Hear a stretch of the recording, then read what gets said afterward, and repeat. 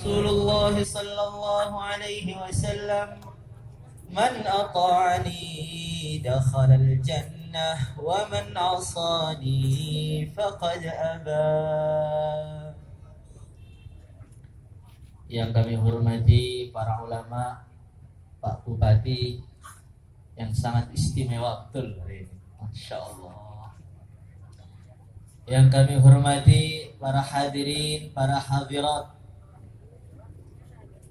Pada malam hari ini kita duduk di dalam satu majelis yang begitu mulia, yaitu majelis apa ini? Temanya Pak? Majelis Tabligh Akbar. Kata Pak Bupati tadi sudah 2 tahun di Tamiang ini nggak ada Tabligh Akbar. Baru kali ini diadakan lagi. Alhamdulillahirabbil alamin.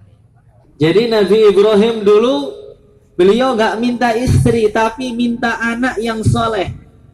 Ketika anak minta anak yang soleh, maka anak yang soleh ini akan keluar dari istri-istri yang solehah. Maka di majelis ini yang belum punya istri coba angkat tangan. Mana?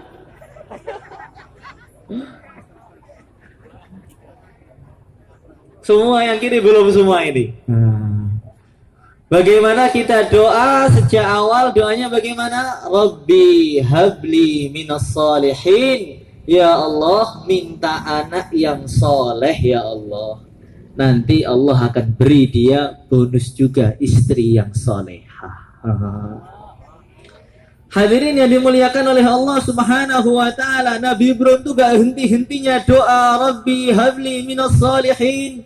Rabbi habli minas salihin. Sampai akhirnya beliau itu dikasih istri. Bukan istri kaleng-kaleng, bukan. Istrinya siapa? Sayyidah Sarah. Sayyidah Sarah ini kata para mufassir adalah wanita keturunan Siti Hawa yang paling cantik di bawah kolong langit. Hawa, istrinya Nabi Adam itu cucunya yang paling cantik namanya Siti Sarah. Kulitnya itu putih betul.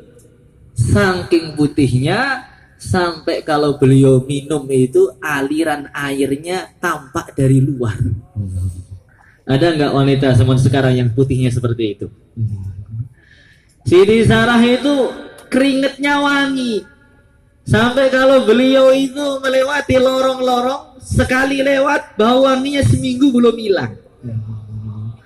Kalau wanita zaman sekarang walaupun paling cantiknya kayak apa, 1 hari nggak mandi, nanti sore suaminya bisa pingsan.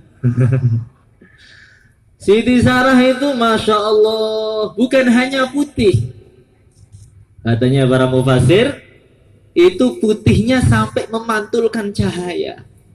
Kalau beliau malam jalan nggak perlu pakai lampu karena kulitnya lebih terang dari semua lampu. Dapat dari mana itu? Omi. Dapat dari mana? Aplikasi? Bukan. Dapatnya dari Rabbi habli minas salihin. Ya Allah, kami minta anak yang soleh. Kalau kita ini pengen punya suami yang istimewa, anak yang istimewa, istri yang istimewa, itu nyarinya di mana? Nyarinya di sepertiga malam akhir. Bagaimana? Siap atau tidak ini? Kalau yang sudah bapak-bapak bagaimana ini? Mau doa lagi? Hadirin yang dimuliakan oleh Allah Subhanahu wa taala. Nabi Ibrahim itu istrinya yang pertama Siti Sarah begitu hebat, yang kedua Siti Hajar juga begitu hebat. Ini wakil bupati sedang umroh. Kalau orang itu sedang umroh nanti di Mekah bisa melihat bagaimana hebatnya Siti Hajar itu. Ada Safa, Marwah, itu laki-laki, perempuan, presiden, bupati, raja, semua ikut lari-lari di situ. Inna Safa wal Marwata min sya'airillah, faman hajjal baita wa'tamara fala junaha alaihi ay yatawafa bihima. Semua laki-laki, perempuan lari-lari di Bukit Safa karena memperingati wanita yang sangat istimewa, yaitu istri Ibrahim, namanya Siti Hajar yang dapat dari Hadirin yang dimuliakan oleh Allah Subhanahu wa taala.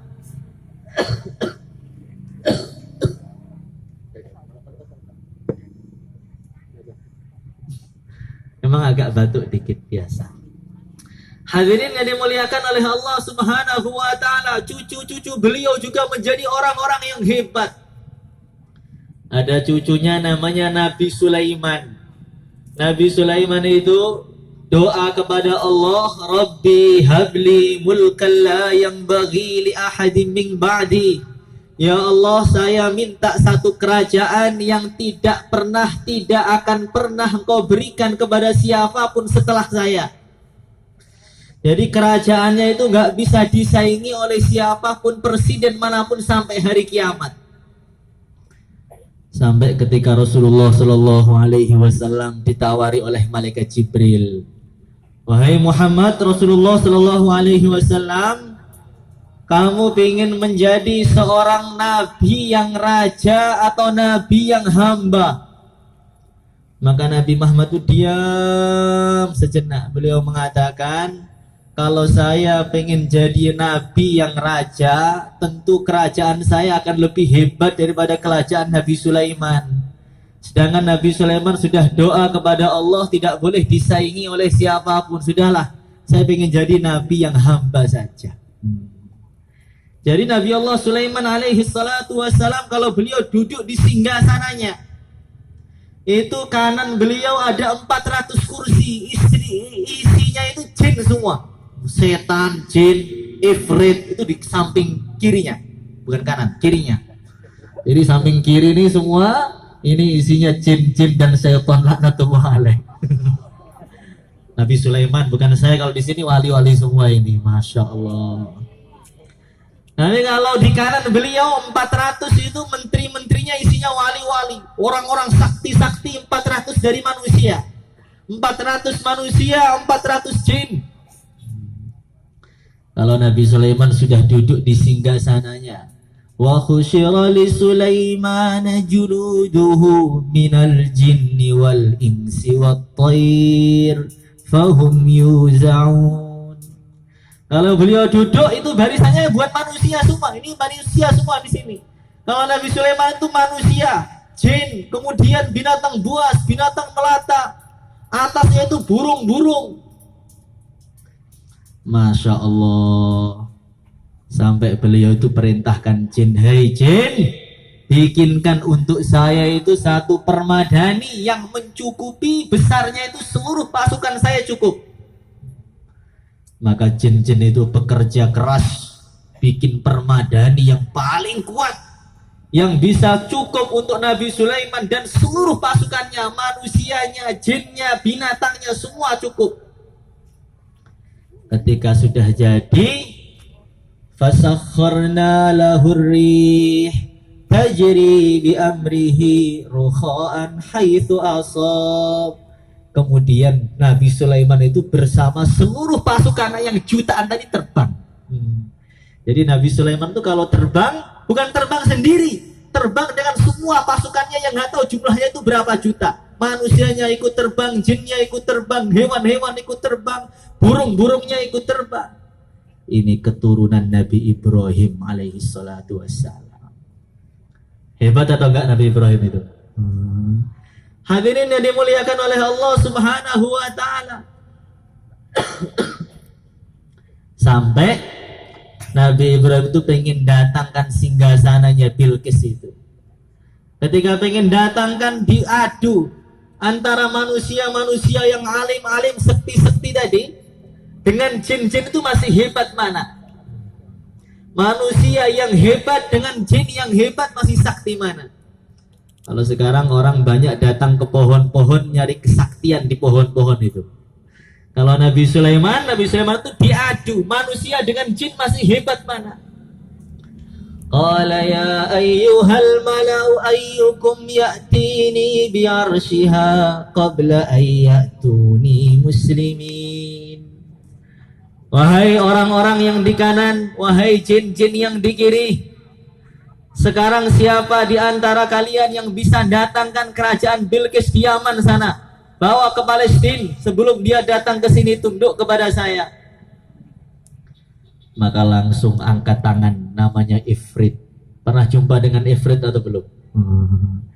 Qala ifritun minal jin ana atika bihi qabla an taquma min maqamik wa inni alaihi laqawiyyun amin. Wahai Nabi Allah, engkau itu biasanya duduk pagi, nanti engkau berdirinya sebelum zuhur. Ada sekitar waktu 3 jam, 4 jam, izinkan saya bisa terbang ke Yaman, saya ambil itu singgasana Bilqis di sana. Saya ini orangnya kuat, jin kuat saya ini. Maka di samping kanannya ini ada ulama, namanya Asif ibnu Barkhoya. Qala alladhi indahu ilmun minal kitab ana atika bihi qabla an yartadda ilaika tarfuk. Wahai Nabi Allah, saya bisa datangkan singgasana itu sebelum engkau mengedipkan mata engkau. Bagaimana caranya datangkan tuh gimana? Maka beliau itu sholat 2 rakaat dulu, wudu kemudian sholat. Kalau kita pengen menyelesaikan masalah itu, wudu kemudian sholat. Setelah sholat istighosah. Istighosahnya bagaimana? Ya Hayyu ya Qayyum, ya Hayyu ya Qayyum, ya Hayyu ya Qayyum, bihaqqi Muhammadin ang ta'tiyani bisarir. Ya Allah, dengan berkahnya Nabi Muhammad, ya Allah, itu singgasananya Bilqis engkau datangkan. Maka malaikat itu langsung megang singgasana Bilqis di Yaman itu, dimasukkan dalam bumi, ngebor dari bumi itu, serung tembus di Palestina sebelum beliau kedip. Doanya apa? Doanya apa? Ya Hayyu ya Qayyum bihaqqi Muhammadin ang ta'tiyani bisarir, dengan berkahnya Nabi Muhammad, ya Allah, datangkan singgasananya Bilqis. Jadi ulamanya Nabi Sulaiman itu loh minta kepada Allah dengan berkahnya Nabi kita, yaitu Nabi Muhammad sallallahu alaihi wasallam. Maka hadirin yang dimuliakan oleh Allah Subhanahu wa taala, anak-anak yang hebat, istri-istri yang istimewa tadi datangnya dari mana? Dari doa kepada Allah. Tapi doanya ini harus doa dengan penuh keyakinan. Sekarang tadi kan sudah tahu doanya kan? Ya Hayyu ya Qayyum, ya Hayyu ya Qayyum, bihaqqi Muhammadin ang ta'tiyani bisarir. Coba dibaca doa itu. Ditarik ini bisa nggak? Nah, ditarik ke situ bisa nggak? Coba diuji. Ya Hayyu ya Qayyum, ya Hayyu ya Qayyum ang ta'tiyani, apa ini? Bilma, datang apa enggak? Coba, ada yang bisa apa enggak ini? Nggak bisa Pak, kurang sakti saya Pak. Bukan kurang sakti, tapi kurang yakin dengan doanya. Jadi doa itu bukan isinya doanya, tapi yakinnya dengan doa. Maka ada di Jawa Timur sana, ini Pak Bupati, ada orang kiai, masih agak ada saudara dengan saya. Itu Masya Allah itu, orang tangannya patah, dia ambil air, dia tiup, langsung lengket lagi. Itu kakak saya naik motor, patah tangannya, ditiup, langsung lengket tangannya itu, gabung lagi, nggak perlu operasi. Maka saya tanya pada dia, Tuhan, kok bisa sakti begitu, doanya apa tuh? Kasih saya doanya.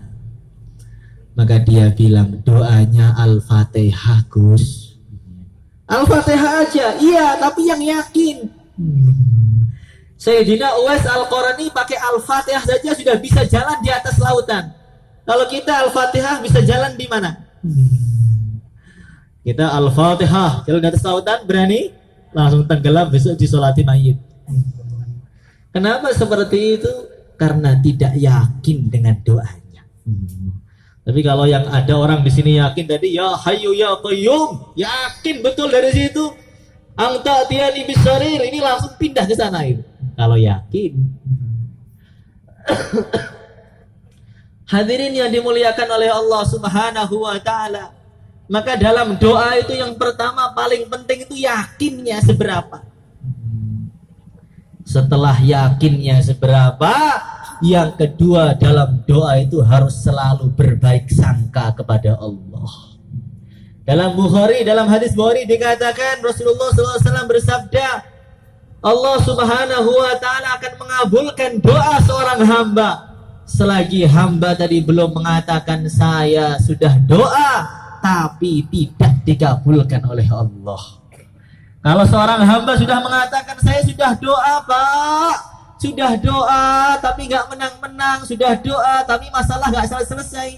Ketika dia mengatakan seperti itu, mulai saat itulah doanya ditutup pintu ijabah oleh Allah Subhanahu wa taala. Maka kalau doa itu terus husnudzon kepada Allah, Allah itu pasti ngabulkan doa saya, itu pasti. Tapi saya sudah doa Pak bertahun-tahun tapi belum ada hasilnya, bagaimana? Terus doa. Itu ada ulama soleh betul, gak pernah makan haram, akhlaknya begitu baik. Dia doa kepada Allah sudah 20 tahun, tapi tidak ada satu doa pun yang diijabahi oleh Allah Subhanahu wa taala.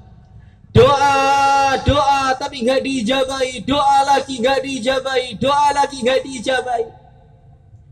Sampai malaikat-malaikat tuh kasihan melihat dia ini. Doa 20 tahun, akhlaknya baik, nggak pernah makan haram, akhlaknya bagus. Sampai doa di Mekah juga, tapi nggak dikabulkan. Maka malaikat-malaikat tadi mengatakan, ya Allah, saya ngelihat orang soleh itu kasihan, ya Allah, dia sudah doa, nangis-nangis setiap malam sampai pagi bertahun-tahun, 20 tahun. Padahal dia nggak pernah melanggar apa-apa, semua orang senang dengan dia. Tapi kenapa engkau nggak ngijabahi doa dia? Kenapa ya Allah?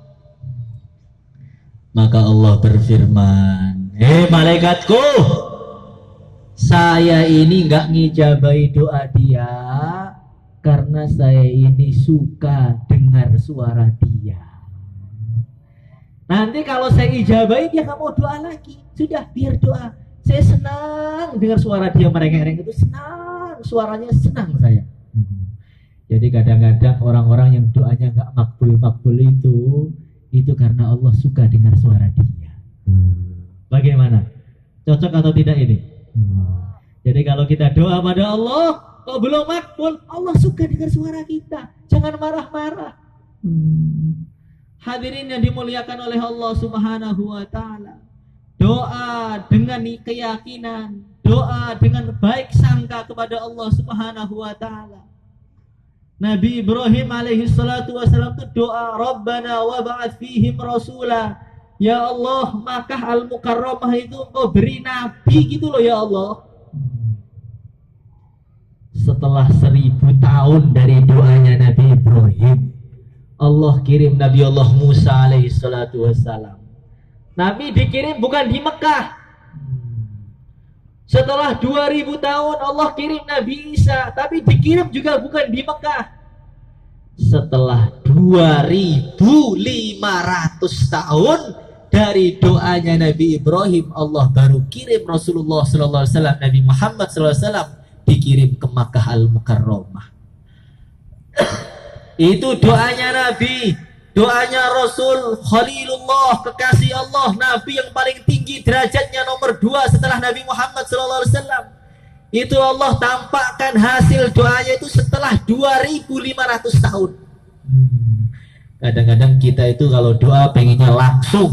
Sekarang doa besok selesai masalah. Sekarang doa besok langsung laku. Sekarang doa istrinya besok langsung hamil. Sekarang doa besok langsung anak laki-laki. Sekarang doa selesai masalah semua. Nabi Ibrahim saja loh, doanya itu butuh waktu 2500 tahun.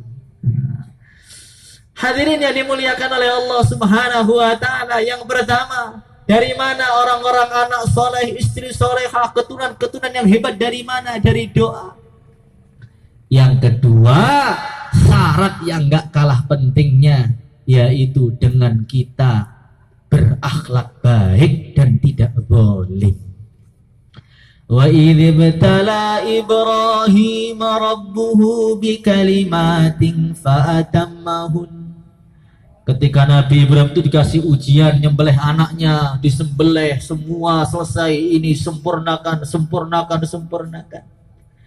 Maka Allah berfirman, inni ja'iluka linnasi imama. Wahai Ibrahim, kamu pengen saya jadikan imam bagi orang-orang yang takwa. Maka Nabi Ibrahim mengatakan, qala wa min dzurriyyati ya Allah. Yang jadi takwa itu jangan saya aja, imamnya jangan saya aja, tapi anak cucu saya juga jadikan imam-imam bagi orang takwa. Maka Allah berfirman, qala la yanalu ahdiz zalimin. Anak cucumu akan saya jadikan pimpinan bagi orang yang takwa, tapi syaratnya tidak zalim. Janji saya ini tidak kena kepada anak cucumu yang zalim. Jadi kalau kita pengen punya anak-anak yang hebat, yang soleh-soleh, yang jadi ulama-ulama, jadi raja-raja Islam, jadi pimpinan-pimpinan yang dicintai oleh masyarakat, orang tuanya jangan zalim, harus berakhlak baik. Masya Allah. Seperti akhlaknya siapa? Akhlaknya Sayyidina Hasan bin Ali. Sayyidina Hasan, anaknya Sayyidina Ali, cucunya Rasulullah Sallallahu Alaihi Wasallam. Tengah-tengah dia bayan seperti ini, maka tiba-tiba datang orang itu di belakang sana.